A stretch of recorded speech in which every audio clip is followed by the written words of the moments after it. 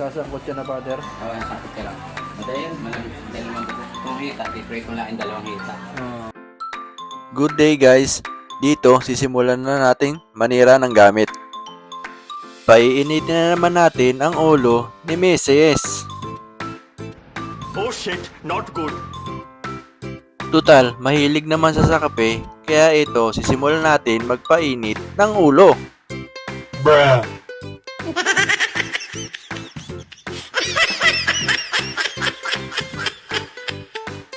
Dito, napapansin ninyo na umikot pa rin ang dryer kahit naka-open ang kanyang door switch. At ito, napansin ko din na sira dito ang kanyang brake assembly. Oh shit, not good. Dito nga ay agad tayong umalis para bumili ng pyesa na gagamitin sa spin dryer.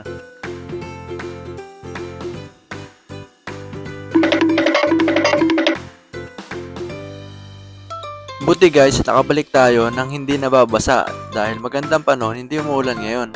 Eto, sisimulan na nga natin na baklasin ang dryer.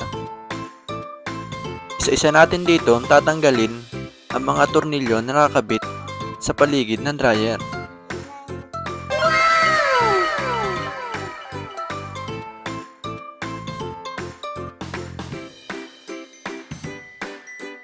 At dito sa part na to ay tsambahan na lang. Bahala na si Batman.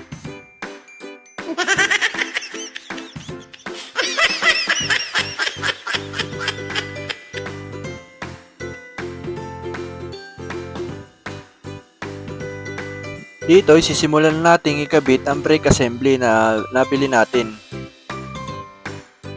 Siguraduhin lang natin na maayos ang pagkakabit para hindi naman magalit si Mrs.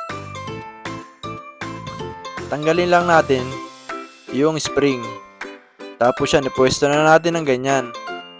Tapos isa-isa na rin natin ikakabit ang tornilyo. Nangulangot pa talaga siya, oh.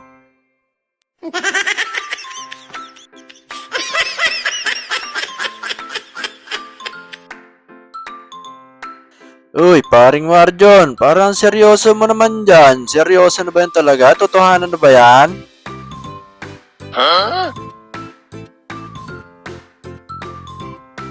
Dito ay hindi po pwede yung dating nakakabit na cable sa brake assembly. Kaya nilipat natin yung lumang cable para yun ay kabit. تكنولوجيا Technology. تكنولوجيا Aşağıdan تكنولوجيا Aşağıdan technology. Sinubukan na natin ditong paandarin ang spin dryer.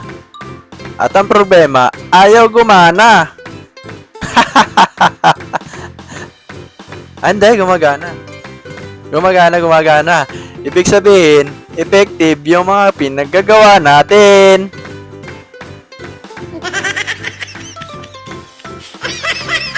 Tama naman guys. Ganyan talaga gumagana ang spin dryer. Dapat pag inangat mo yung door switch, bigla siyang hihinto.